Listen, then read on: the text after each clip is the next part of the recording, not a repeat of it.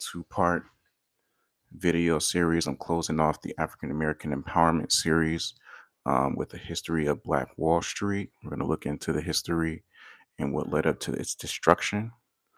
And then we're going to go into another video. I'm going to close the live and go into another video on the origins of whiteness, how the white race was invented in history. All right, so we're going to look at white history here and create a series here on the white community. I think it's important to know when this term white became about and what it meant. So we're going to start off with Black Wall Street, from origins to destruction.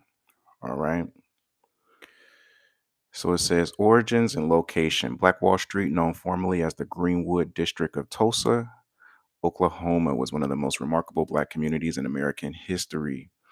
Its beginnings trace back to the early 20th century, when African Americans, many of them children and grandchildren of enslaved people, migrated to Oklahoma in search of new opportunities. Oklahoma was seen as a frontier, relatively open compared to the entrenched Jim Crow South, all right? And its land offered promise to those determined to build a future. Greenwood was established as a safe space, a district where African Americans could own property, operate businesses, and live with a measure of independence from white control.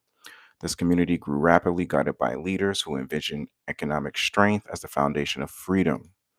Families built homes, opened churches, and created schools that educated their children for leadership. Greenwood became more than a neighborhood, it became a symbol of possibility. Though it had no official connection to New York's Wall Street, the Greenwood District became widely known as Black Wall Street. The name came from the immense economic success concentrated in the area. It was home to thriving banks, insurance companies, real estate agencies, luxury businesses, and entertainment centers that paralleled on a smaller scale the wealth of Wall Street. The symbolism mattered. Wall Street represented the height of American capitalism, and Greenwood mirrored that achievement within a community excluded from white financial systems. Calling it Black Wall Street was both recognition and defiance. It was recognition that Black entrepreneurship had reached unprecedented levels, and defiance against a society determined to deny African Americans wealth and autonomy. The name remains a lasting symbol of what Black economic power can represent in the American imagination. At its peak, Greenwood boasted more than 600 Black owned businesses. These included the Stratford Hotel, Dreamland Theater, Williams Confectionery, Williams Dreamland Barbecue, the Little Rose Beauty Salon, and a fully staffed hospital with Black physicians and nurses. Greenwood also had grocery stores, law firms, real estate offices, newspapers, pharmacies, and funeral homes. The Tulsa Star served as a prominent Black newspaper, informing the community and challenging racist narratives from white press. Residents prioritized education, with schools producing students who went on to historically Black colleges and universities. Churches provided not only spiritual guidance, but also social and political leadership. Together, these businesses and institutions formed a self contained economy that circulated wealth internally, fueling long term prosperity. Hey, what's up, Adil Ibrahim? God bless you. What's up, Paxton? How you guys doing? Hope you're having a blessed day. We're talking about Black Wall Street. Yet the very success of Greenwood became its own undoing. White Tulsa residents, many struggling economically, grew resentful watching their Black neighbors thrive. Economic jealousy turned into racial hostility, fueled by stereotypes and myths about Black criminality. In May 1921, Dick Rowland, a young Black shoe shiner, was falsely accused of assaulting Sarah Page, a white elevator operator. The unproven allegation spread quickly, inflaming racial tensions already simmering in the city. All right.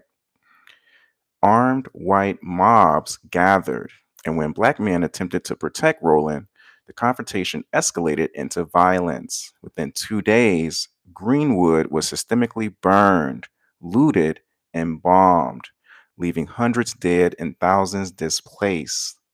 The erasure of one of the greatest examples of Black prosperity in American history. All right. So it just seems like there's a trend in American culture whenever there's any sort of accusations from a Black person or a Black person either threatening or doing any sort of aggravated incidents towards a white person, all the Black businesses and districts and shit gets burned down and destroyed, essentially. So specific businesses in Black Wall Street, you had the Stratford Hotel, which was owned by J.B. Stratford with 54 rooms. You had Dreamland Theater, a hub for film and live entertainment. All right. You had the Williams Confectionery, a popular sweet shop. Williams Dreamland Barbecue, a renowned restaurant. Little Rose Beauty Salon, owned and operated by a Black woman entrepreneur. And you have to think back in these days, this was a big deal to own, a business and to thrive as such, considering the conditions that African Americans were up against. In some cases, you can get murdered just being caught in the wrong environment. So to have a really flourishing economic community was a very, very big deal. So just listing off some of the businesses here that they had in the Black Wall Street are the Greenwood District in Tulsa, Oklahoma.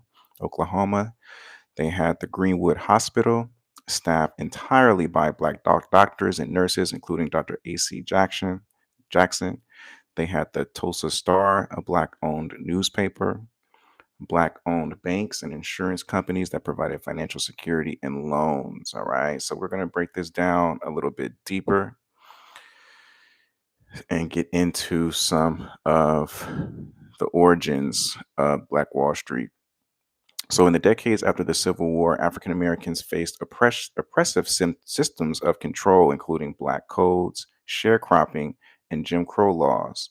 Many sought escape through migration, moving west to territories like Oklahoma that promised land and freedom. This migration was both physical and symbolic. It was about leaving behind the plantation economy, okay, and building new futures. All right. So these were just Black people who were trying to escape essentially racial terrorism. All right. They were being threatened, for murder. They had no opportunities really due to a lot of the Jim Crow laws and the different racial codes that were in place. So these were just Black people who were trying to just survive and thrive, essentially based off of this history. So again, I'm going to say this again. It was about leaving behind the plantation economy and building new futures. Oklahoma's land runs opened opportunities for Black settlers to acquire property. Families uprooted themselves in search of independence and dignity, denied them in the South.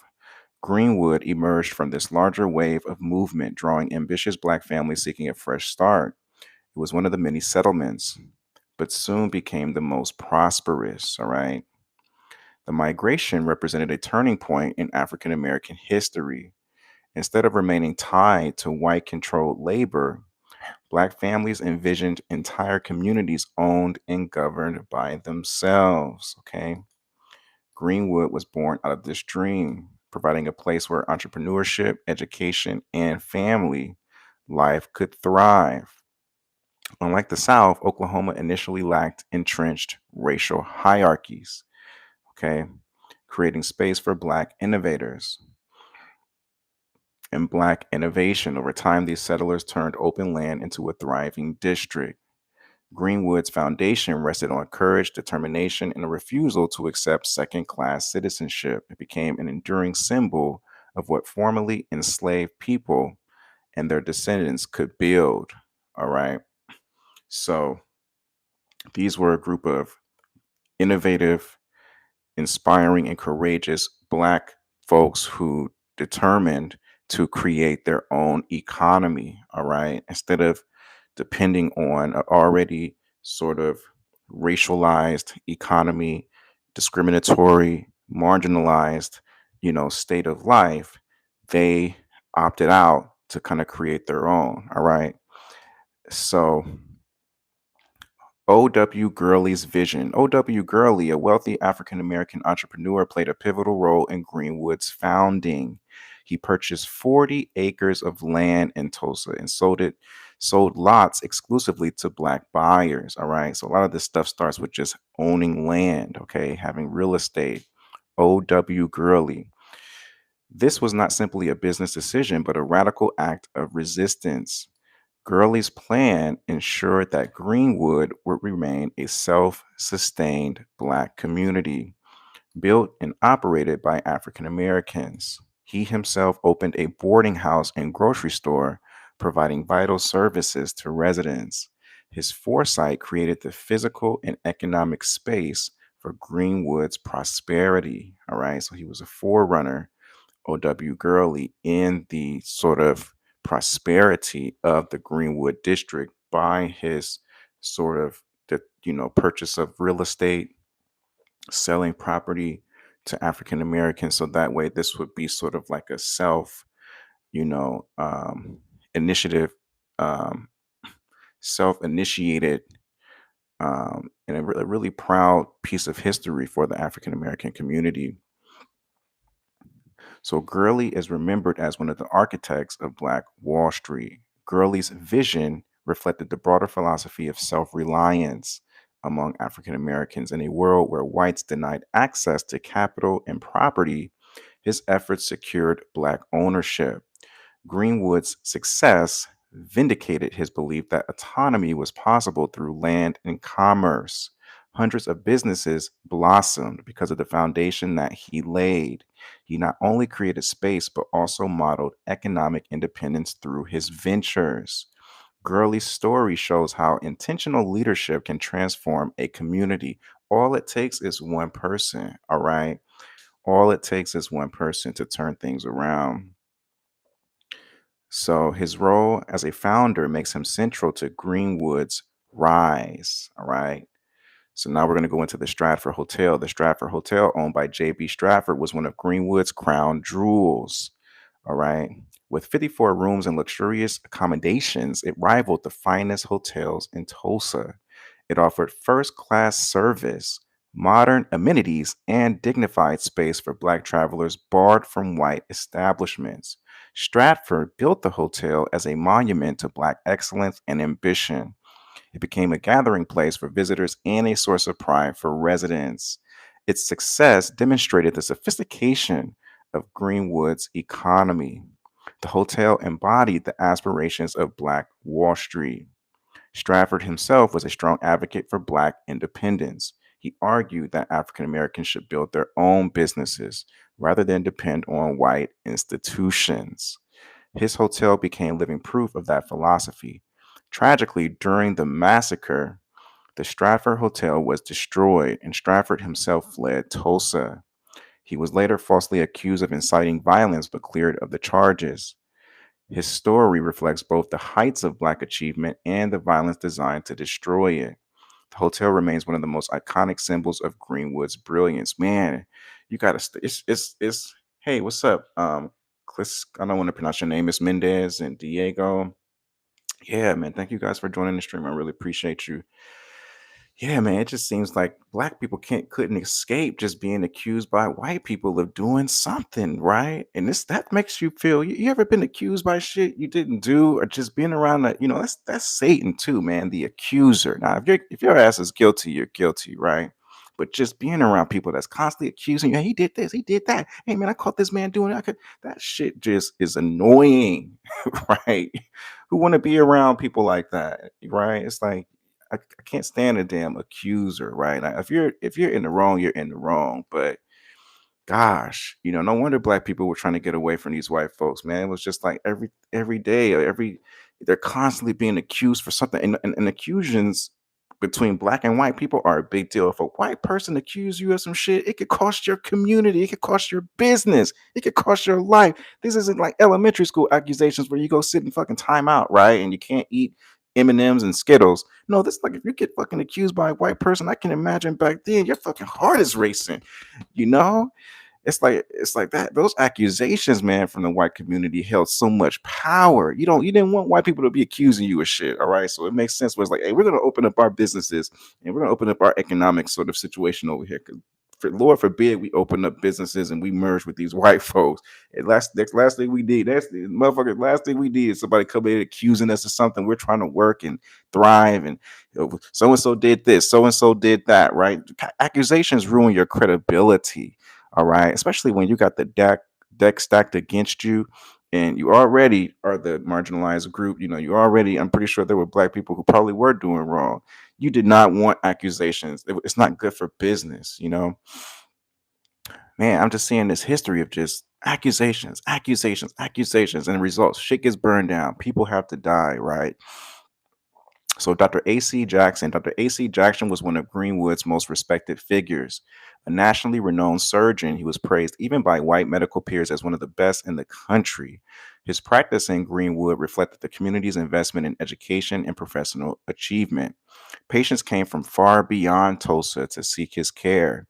He embodied the heights of intellectual and professional success in Black America. His presence in Greenwood underscored the district's cultural and intellectual sophistication. He was more than a doctor, he was a symbol of Black excellence. Dr. A.C. Jackson. I didn't know this. I was doing some research. I'm learning too. I didn't learn about this in school. So during the massacre, Dr. Jackson was murdered by white mobs despite his status and respect. His death represented the erasure of irreplaceable Black talent. Rest in paradise to the brother. The loss of his knowledge and skill was not only personal tragedy, but also a cultural devastation. His story reveals how violence was not aimed only at buildings, but at human potential. Greenwood lost one of its brightest lights in his killing. Dr. Jackson's legacy continues as a reminder of the brilliance destroyed in 1921, and they had to kill the brother.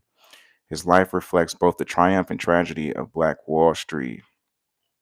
So sad. He had a brother who was in the medical field, right? Probably not bothering nobody, just trying to heal his patients. And I could even imagine him working with all races and cultures, right? If he was that good and they had to kill him, man. It's really sad. Just the theme of just death and murder, even in the white community, all right, is just as bad as it is in the Black community today. All right. They almost parallel each other. This theme and narrative of just taking your life, right?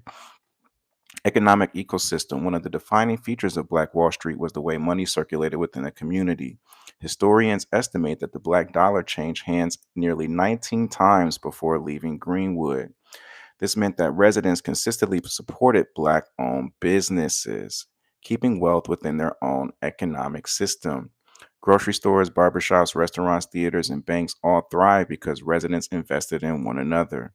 This cycle of circulation created a financial resilience that was rare in African American communities up until that time. All right. Unlike in other segregated cities, where Black wealth often flowed outward to white owned stores, Greenwood maintained its own internal engine of prosperity. This system provided jobs, stability, and pride. All right.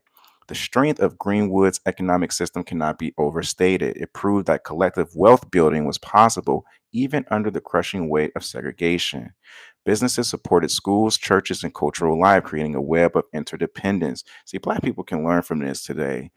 Black people can really learn from this today, which I'm pretty sure there are a lot of Black entrepreneurs and Black businesses that kind of operate similarly. But this is so inspiring, to see how these Black people stuck together and circulated money in their communities, right?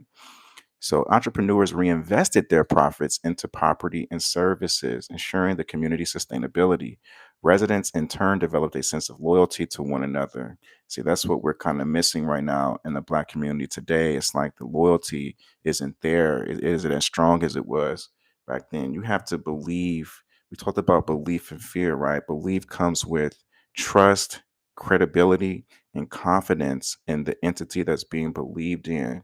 All right. Black people have to believe in one another again. In order for you to have a sustainable, healthy economy, you have to have a sustainable, healthy belief in each other. All right.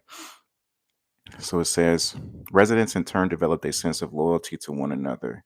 Knowing their purchases directly empowered their neighbors, right? So it was more about just buying things. It was like if I spent money on this, I knew that this dollar would go to the betterment of the black condition. All right. These people were fighting against slave codes. They were fighting against Jim Crow. All right. You could get murdered just being in the wrong place at the wrong time. All right. So when they would invest that dollar, it was more than just, a capitalism. It was just about this is going towards a greater cause. Okay.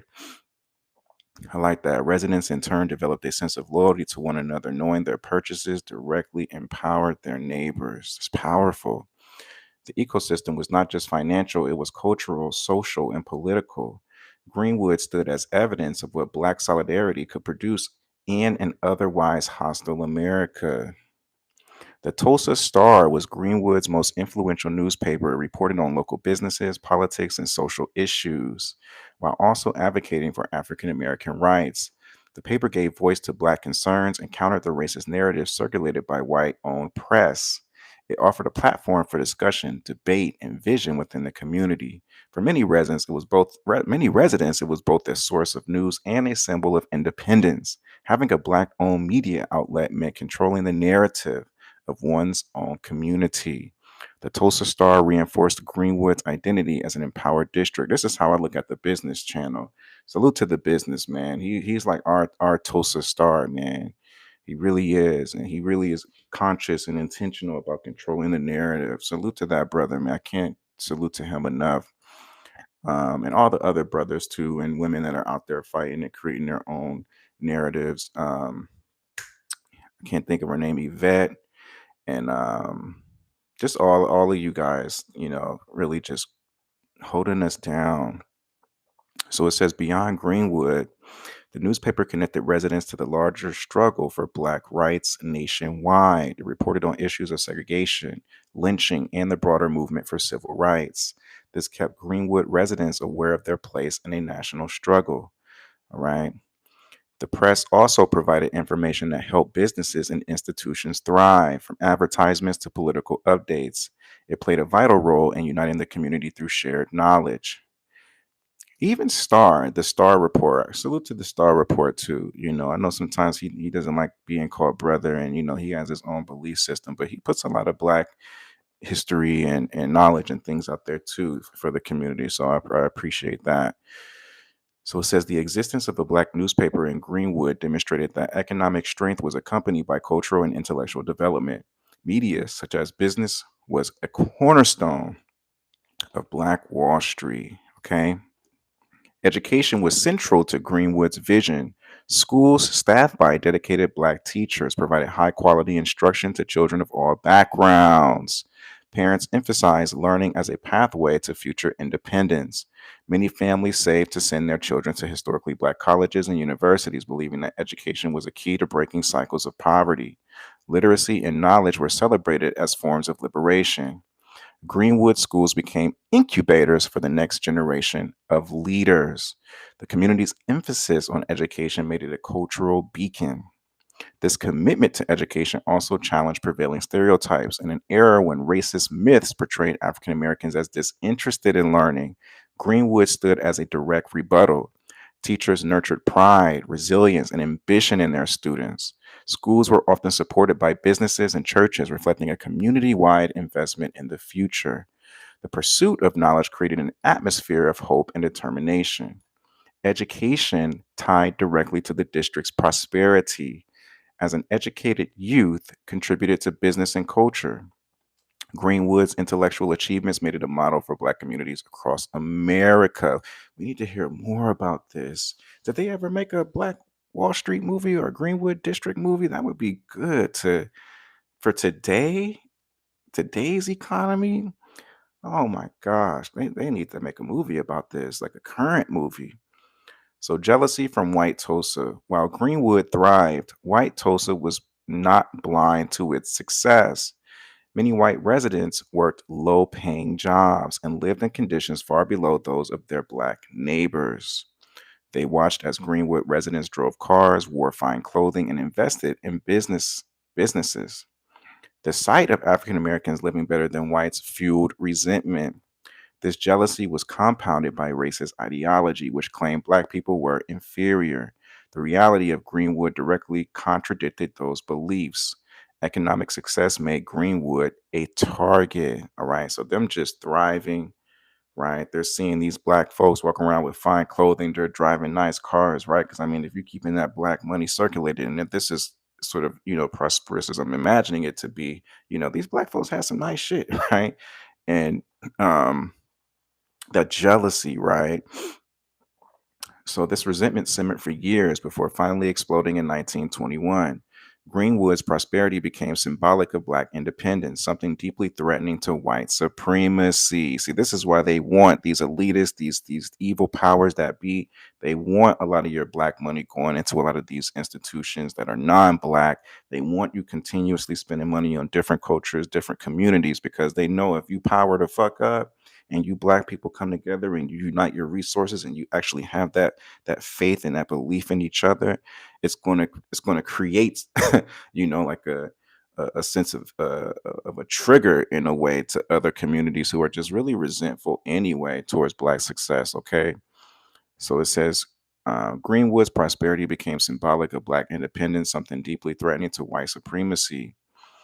The contrast between black wealth and white poverty created tension that was amplified by economic downturns. Instead of seeing Greenwood as a model for prosperity, many whites viewed it as an affront to their status. Resentment turned to hostility, hostility turned to violence.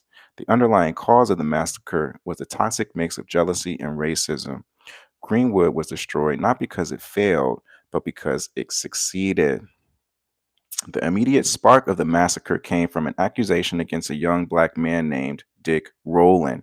Accusations are like the tool. That's why I can see why in the Bible they call the devil the accuser, right? He's constantly accusing the Christians and the believers, right? No, that man is not a good Christian. Randy isn't a good Christian. He used to watch porn. Randy's not a good Christian. He curses. Randy's not, the Satan is always constantly accusing the believers, right? He does not want you to be saved by that blood of Jesus, all right? So an accusation goes a really long way. All right. So listen to this. The immediate spark of the massacre came from an accusation, right, against a young black man named Dick Rowland, a shoe shiner who was accused of assaulting a white elevator operator, Sarah Page. Accounts suggest he may have tripped or accidentally brushed against her, but rumors quickly escalated the incident into a charge of attempted rape. In a racially charged environment, the story spread like wildfire throughout Tulsa, throughout white Tulsa.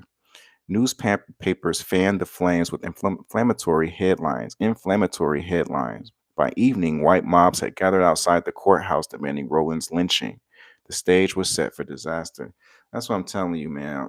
I'm pretty sure black people were probably just living in fear of just being accused of some shit, right? You can just see brothers, they see white women, they're dodging. And this is how you keep a lot of the, barriers between interracial relationships and brothers stealing from white women, just by this fear of like, damn, what if she accused me of something? What if, and that shit still rings to this day. It still rings to this day. Even me, I'm nervous around being around some white girls and white folks because I don't want to be accused of no shit, right? Like, I feel like that shit is still alive to this day. If you ask me, I just avoid the shit. I don't got time for no false accusations. I have people falsely accuse me of things, nothing crazy like that, but just people trying to lie on me, and I'm having to gather evidence and all. So I know how it feels to be falsely accused of some shit. And when you're black and you're accused, you almost feel like the deck is against you, right? It's like nobody's going to believe you. And if they do, it's like, pulling teeth. So this was not the first time such accusations had been used as a pretext for racial violence. Across America, white mobs often justified lynching or riots by claiming black men had assaulted white women. See this shit? These myths reinforce both racism and gender hierarchy. Rowland's case fit nearly into this pattern, and Greenwood became the target. Black residents, fearing for his safety, armed themselves to protect Rowland. This act of defense was painted as aggression, fueling the white anger even further. The accusation itself was flimsy, but it ignited long-standing racial tensions. It was the spark for a fire already waiting to burn. That's kind of, I feel like, where we're at right now. There's tension right now between the white and the black community, all right? And they're just waiting for a black person to be inside the media for some sort of like crime against white people, whether it's a white woman or a white man, especially if it's a now I think it has to be like even if they're not high profile, they can't wait to say it was a black person that did some sort of like high profile murder. Telling you, like I know how they fucking think, all right? So the violence that followed was not random chaos, it was organized. White mobs, many armed and deputized by local officials, marched into Greenwood with clear intent. They looted businesses, burned homes, and assaulted residents. City authorities turned a blind eye or actively encouraged the destruction. Deputized whites were given weapons, effectively making the massacre a state sanctioned attack. All right. So this wasn't just a group of nearly dilly white people walking in here, right? These were people that were sponsored by the law enforcement, right? By the state. All right. Families were forced from their homes at gunpoint. The destruction unfolded with chilling efficiency. The organization of the mob revealed the complicity of white institutions. This was not simply neighbor against neighbor. It was law enforcement, government, and citizens acting together to destroy a black community. Greenwood was targeted systematically, with businesses burned block by block. White mobs ensured that no part of the district was spared. Survivors later recalled how it felt like warfare rather than a riot. This organization underscores that the massacre was not a spontaneous outbreak of anger, but an orchestrated act of racial terror. One of the most shocking aspects of the Tulsa massacre was the use of airplanes. White attackers used private planes to drop incendiary devices on Greenwood. This marked one of the first times in American history that a U.S. city was bombed from the air. Eyewitnesses described firebombs raining down from above, igniting homes and businesses. Planes also provided aerial surveillance, guiding the destruction below. For residents, this turned the massacre into full scale warfare. The attack from the skies devastated morale and ensured Greenwood's rapid destruction.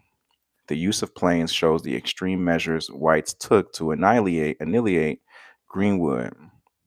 This was not a riot of opportunity, it was a coordinated military style assault. No black community could defend itself against bombs from the air. The attack ensured that even buildings meant to withstand the fire were destroyed. Survivors described watching their homes and lives vanish in minutes. The image of planes over Greenwood remains one of the most chilling details of the massacre. It confirmed that white Tulsa intended total eradication. So the official death toll recorded after the massacre was around 3 dozen, but eyewitnesses and historians believe the true number of dead was between 200 and 300. Many bodies were hidden, buried in mass graves, or carried away by trucks. White officials deliberately downplayed the scale of death to avoid accountability.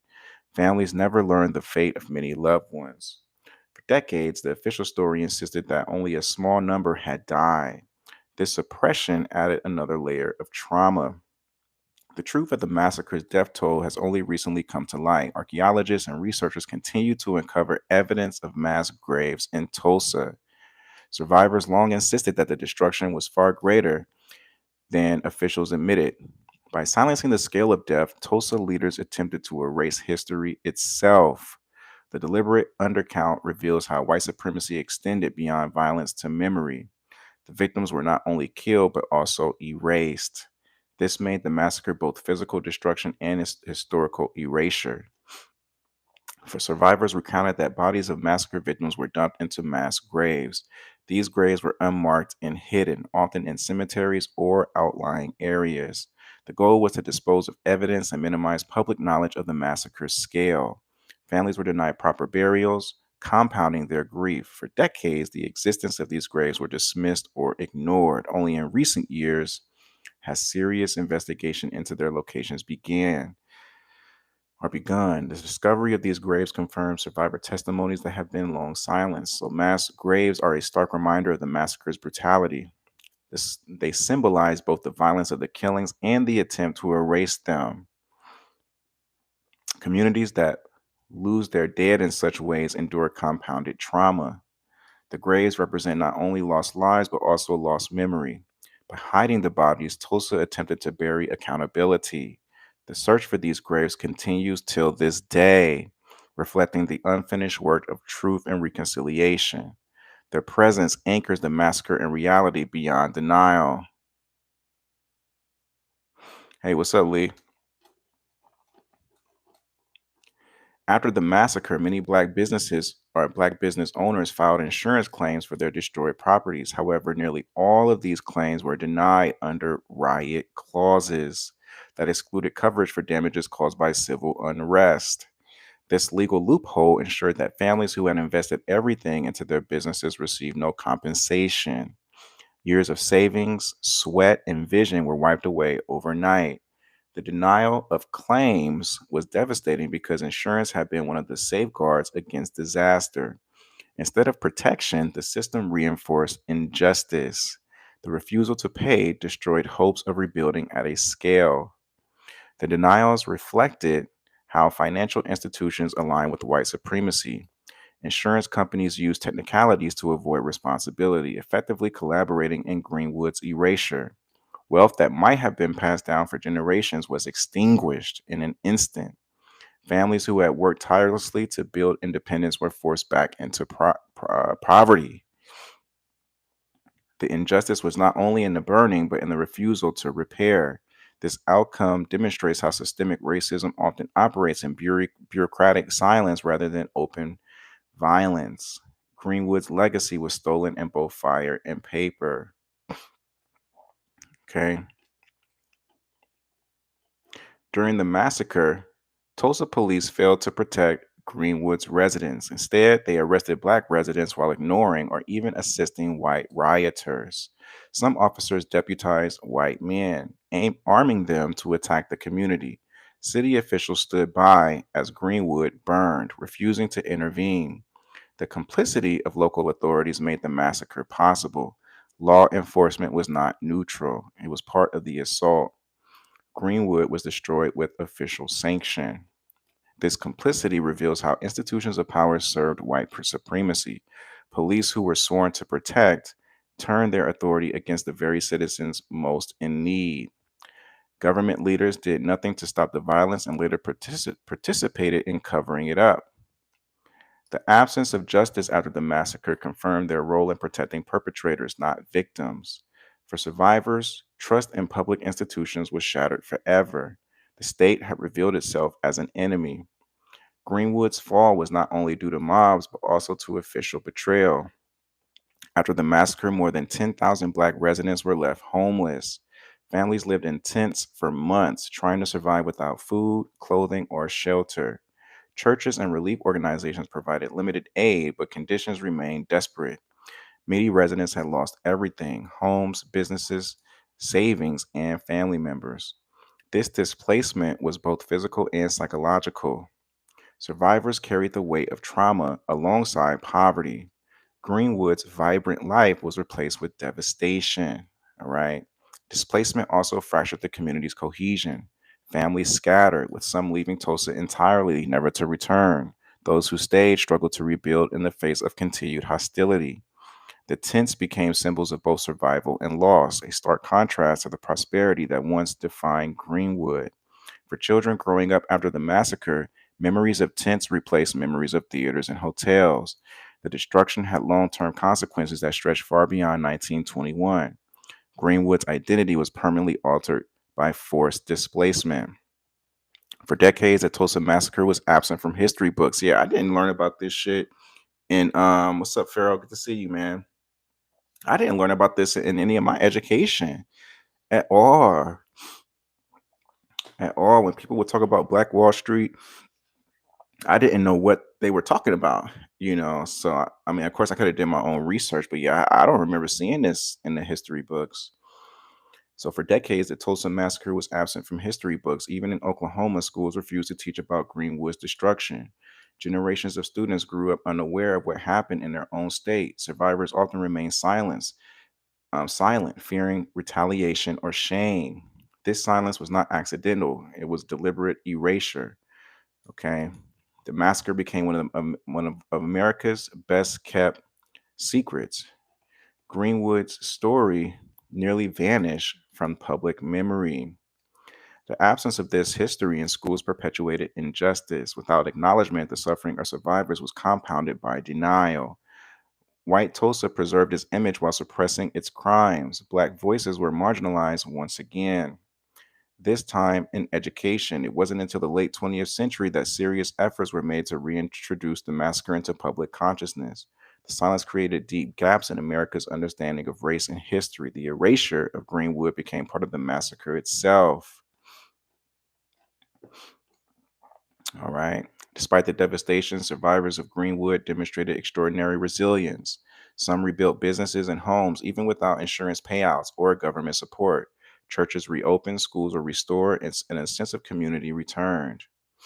Greenwood's Greenwood never reached the same level of prosperity as before, but its spirit endured. The act of rebuilding was itself resistance. Survivors refused to let their community vanish completely. Their determination carried Greenwood into the future. This resilience highlights the depth of Greenwood's identity. Even when stripped of wealth and stability, the people clung to one another. They embodied a refusal to accept permanent defeat. Children of survivors grew up hearing stories of survival, not just loss. Rebuilding efforts kept alive a legacy of courage that outlasted the violence. Greenwood's endurance speaks to the strength of collective will. It reminds us that erasure is never total when memory and community persist. All right. So these black folks were still, rebuilding, right? You had a pocket of them that were still fighting and that was still trying to revitalize that spirit. All right. So I'm almost done here. Generational wealth loss. The massacre destroyed not only businesses, but also generational wealth. Families who had invested in property, land, and enterprises saw everything vanish overnight. Wealth that could have been passed down to children and grandchildren was obliterated. Historians estimate that hundreds of millions of dollars in potential generational wealth were lost. The destruction widened the racial wealth gap that persists till this day. Greenwood's prosperity was not just halted, it was stolen. The consequences ripple across time. The loss of generational wealth is one of the massacre's most enduring legacies. Without capital to rebuild or inherit, families were pushed back into economic struggle. This reinforced cycles of poverty that might otherwise have been broken. The massacre thus affected not only 1921 residents, but also generations that followed. The gap between black and white wealth in America widened because of events like Tulsa. Greenwood's erasure represents one of the clearest examples of systemic theft of black property. It was economic sabotage in its purest form. The context of Greenwood's rise and fall was Jim Crow segregation. Tulsa's laws separated black and white populations, restricting where African Americans could live and work. Paradoxically, this segregation created the conditions for Greenwood's self contained economy. Black residents had no choice but to build their own businesses and institutions. What began as exclusion became opportunity. All right. They turn a negative into a positive. They're like, well, you don't want us living and working with white people anyway. So we'll just stick together and kind of build our own economy and build our own system. Right. So you can learn from this today, black folks, whenever you're feeling excluded or you feel like you don't belong, look at that exclusion as opportunity. All right. Pull from some of the Greenwood district's sort of like spirit, right, of turning, exclusion into an opportunity. All right. Greenwood thrived precisely because it was cut off from white Tulsa. Yet the same system that fostered prosperity also left Greenwood vulnerable. Jim Crow provided the legal framework for white supremacy to flourish. Segregation reinforced inequality while limiting options for justice. Greenwood's destruction revealed how segregation was never about separate but equal, but about control. Black prosperity was tolerated only until it threatened white dominance. The massacre showed the violent enforcement behind Jim Crow's veneer. Greenwood was both product and victim of segregation's contradictions. Its story illustrates the double edged nature of enforced separation. The Ku Klux Klan was a powerful force in Oklahoma in the early 20th century. Its ideology of white supremacy emboldened violence against black communities. Tulsa, like many cities, had Klan members in positions of influence. Their presence fueled hostility towards Greenwood long before the massacre. The Klan's vision of racial hierarchy clashed with Greenwood's reality of black success. For white supremacists, Greenwood represented everything they feared: equality, dignity, and power. The Klan's ideology helped justify the violence. The massacre cannot be separated from the broader climate of racial terror led by the Klan. Across the South and the Midwest, the Klan enforced segregation through intimidation and violence. Tulsa's massacre was one episode in a nationwide campaign. Greenwood's destruction fits into a larger pattern of racial control. The Klan's influence extended into police forces, government, and culture. Their presence ensured that white mobs felt justified and protected. The Tulsa Massacre was an eruption of Klan ideology in action. The trauma of the massacre lingered for decades. Survivors carried memories of loss into the mid 20th century. Their children grew up in the shadow of destruction, with stories of terror shaping their identities. This generational trauma influenced the urgency of the civil rights movement. Activists understood that racial violence was not abstract, but a lived reality. The massacre demonstrated the stakes of racial equality, life or death. Greenwood's memory became part of the fuel for change. The civil rights movement can be seen as a continuation of Greenwood's struggle. Where Greenwood built economic independence, civil rights leaders demanded political inclusion. The two were inseparable, as equality required both. Survivors who told their stories reminded America of what was at risk if justice was delayed. Greenwood's destruction echoed in the marches, the protests, and speeches of the 1960s. The massacre served as a grim reminder of the price of inequality. Its lessons informed a generation determined to resist. Many residents of Greenwood were direct descendants of enslaved Africans.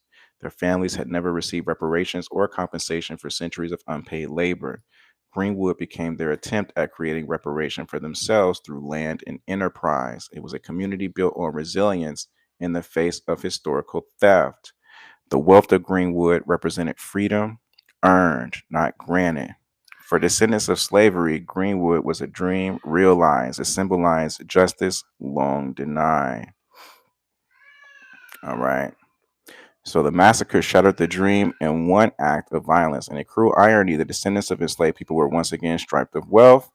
The destruction reinforced the legacy of slavery, where black labor built wealth that whites destroyed or claimed. Greenwood was a microcosm of America's larger racial story. Prosperity was built, then stolen. The massacre linked slavery's past with the ongoing denial of black freedom. Greenwood was slavery's shadow, reborn in 1921.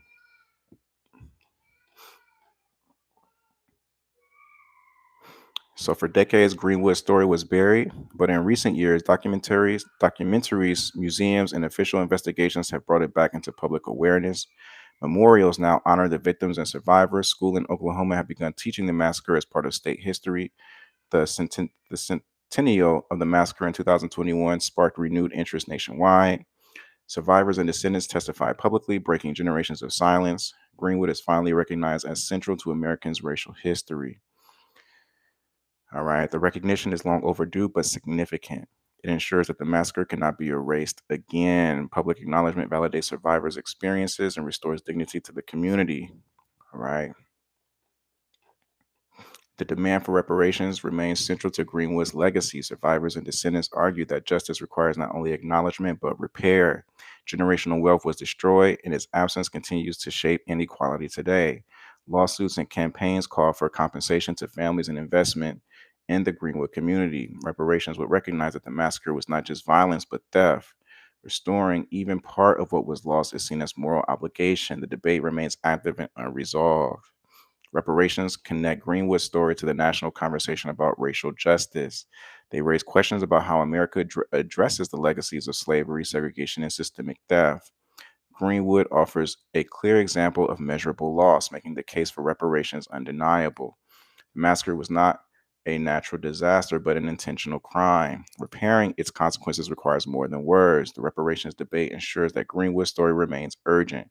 It is a reminder that history is not past until justice is done. All right. So that's my take here on the Black Wall Street, Greenwood District history. I hope for you guys or women out there who didn't know about this history, which I'm sure a lot of you guys do know, that this was a good sort of like reminder to you of just a moment in time of just, Black brilliance and economic independence. All right. I'm going to probably come back on here probably tomorrow. I'm probably going to give it a break. I'm tired of talking. And I'm going to go and enter into white history. I'm going to talk a little bit about sort of like the invention of the term white. All right, what was history before this concept came on board, and how all of these different things connect till this day. All right, we're going to kind of shed a light. Okay, we talk about that in my videos on some of the foundations, all right, of American society, and how we're living off of the backs of our ancestors today. All right, so I hope this was a good informational video for you guys. Hope you have a blessed rest of your weekend and a blessed work week. I'm out.